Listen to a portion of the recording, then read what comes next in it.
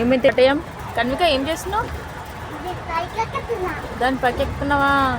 పక్కన చైన్ ఉంది చూసినావా? అది మాత్రం గుంజొద్దు, ఓకేనా? టచ్ చేసేవంటే అంత సంగతి. ఇంకా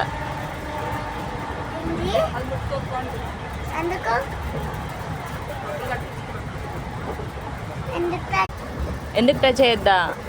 అది కనుక టచ్ చేస్తే ట్రైన్ ఆగిపోతుంది. ట్రైన్ ఆగిపోయిందంటే మనని ట్రైన్ నుంచి కింద దింపేస్తారు. మన స్టాప్ రాకుండా దిగిపోదమ్మా. స్టాప్ వచ్చినాక కదా దిగాలి కదా కనుక, స్టాప్ వచ్చినాక దిగాలి కదా.